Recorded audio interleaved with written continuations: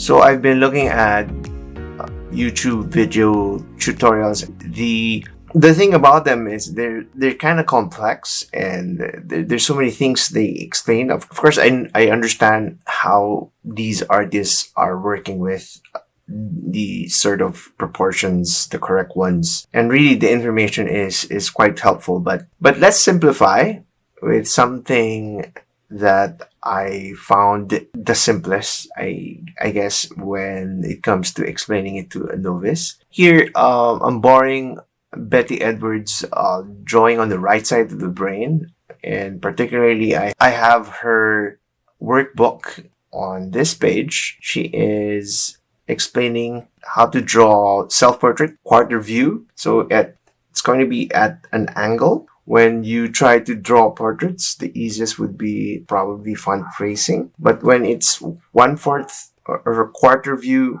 your entire perception of the face kind of becomes different, because you don't see the normal like face symmetrical forward looking look. Okay, so that's one of those difficulties that a new person would having trouble with. In her book with her students here, she tackled that problem. So there's a formulation for this, and with this particular proportions, when you're looking at person at 1/4 view angle, it's likely going to be tilted. So I'm just going to follow this formulation and try to draw myself as a demonstration. And then later on, also, I'll try to shade this. So you would need a bit of a strong light. So I'm just going to be, so I have this sort of thing. So I'm going to be looking there on this side, draw myself. So I'm looking at my screens. I can have a reference. So you're going to be doing this with a mirror,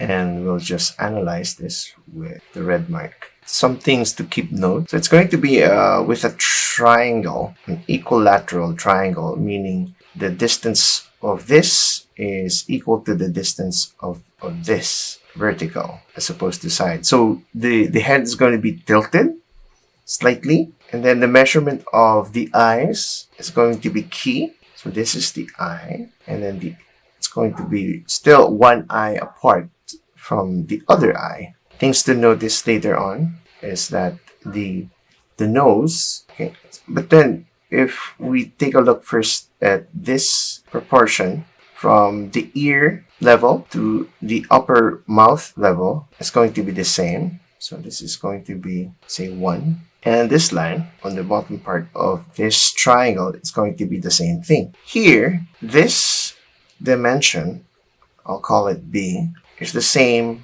since to the top of the skull, because that's the correct proportion. So if from the chin to the eye level to your top of your skull is going to be the same. The hair, of course, is a bit thicker than the skull, so it's going to be a bit thicker when you're going to be drawing this. The back of your head is going to be just like one ear. One thing you would be struggling probably would be how to draw this side, because the shape of here is going to be a difficult thing to do, because you might always remember that you're used to usually drawing like a full face, most likely, as opposed to this side. It's a bit different again. We have to take note of these differences when we are going to be doing this. And then the hairline, going back here, is measured from the distance of the nose to that. Probably it's not all through, but this one's slightly bigger. Let's try out this formulation. So I'm going to be using the iPad Pro. I'm going to be looking at this angle, and instead I'm going to be drawing this the opposite way of the formulation. So it can work the same way. So I'm going to draw the guiding triangle. You can start out with the eye. So I'm going to be using the same eye length to have this kind of distance to my other eye, which is one eye apart. I'm going to draw that vertical extra line, which is one eye apart. Here, the same length. I'm going to be using my fingers to measure the same That's the top of my skull. I'm going to look at the shape of my eyes rather than just think what it would look like. So halfway here is where my mouth is supposed to be. But the center of the mouth is somewhere here, the placement of this, because it's right here. And then the nose, it's going to be roughly here, this. So the nose is there. I have this fleshy thing. And the eyebrow is about one eye above my eye. It's a bit longer. My chin is going to be here. And then where my ear is supposed to be, it's here. Ear is all the way up here to the lips. Let's see if that works. So I'm just looking at the shape of my ears. The hair is my hairline. Okay, it's supposed to be here. So I'm adjusting. And then my jaw is going to be here.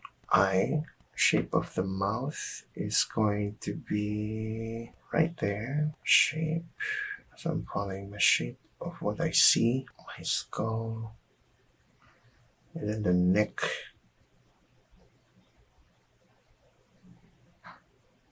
Clothes are there. Top of my skull is there. So it's going to be slightly thicker here because of the hair. And I'm just going to look at these shapes in direction. Top of my head. Decipher where my hairline is going to be. It's going to be here, but I have hair coming down like that. My hairline is going like this. Shadowed areas on this part. So and then if I take a look at what, just going to be looking at my shape without the glasses. Okay. Then my neck is going to be like this. It's the color. My clothes.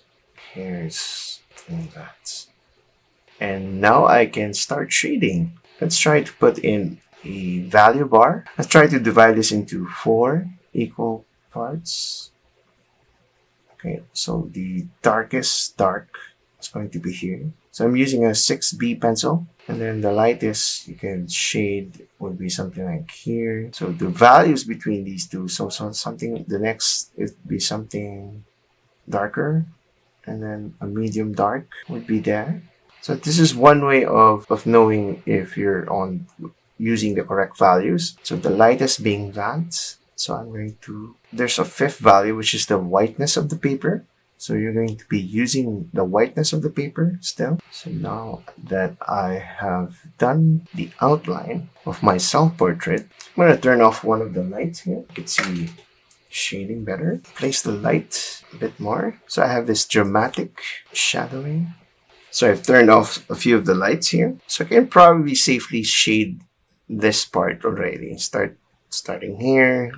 Have a bit of there. With light shading, so I'm slanting my pencil.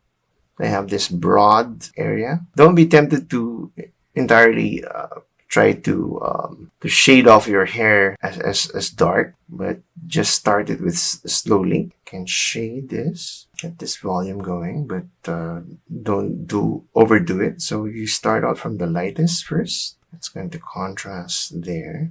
There's shading, but the lighting is reflecting here because it's coming. My lighting is coming from this side.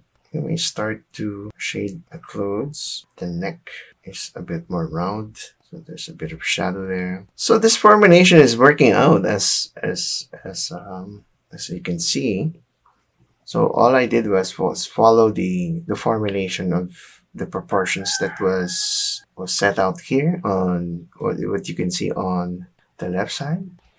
Of course, adjust accordingly to what you see rather than what you think. But the proportions of course other artists' formulation is a bit more complicated than this. So here I'm doing now the medium shadings. And I have shadings. Of course, you don't overdo it because it's going to end up looking very darker than it should. So shading the shadowed areas where you can see. Now the best way to do that is to actually squint. You can see the shapes already. That you look at them as shapes in them at first. Where the midtones are, where these are. And then even the hair has a bit of a shape where the darkness are and where the lightness is. As you could see these types of shapes with the neck. So take a look at these shapes and then you start shading them. And if you want some contrast, you start also shading the background after probably everything. You can start contrasting the background, but don't make it fully black. Now you can use a variety of pencil, like the darkest would be a 6B. And you can start out with, say, an HB for the line drawing or where things are. 3B would be a medium pencil. Now what I'm doing here is I'm shading this with random strokes. Gives you the cue for darkening where things are, so the darkest are. The entire hair, of course, is not totally black. Just because you have black hair does not mean that you entirely start shading everything black, but rather your hair would hit some light some places.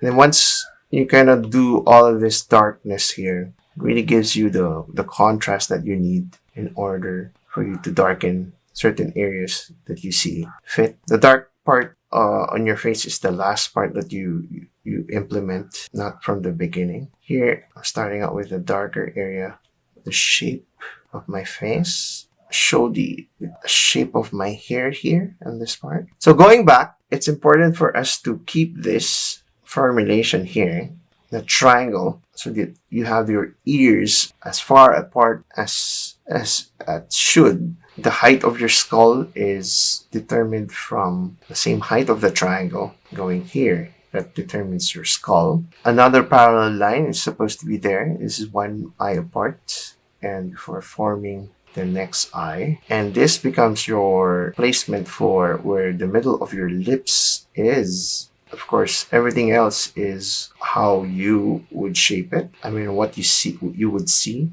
The shape of your jaw, the shape of this top of your skull, and the shape that you see here. Again, first principle, just put or draw what you see, not what you think. Everything else follows. Put in the values that you see by squinting your eye. I guess that ends this tutorial, and happy drawing.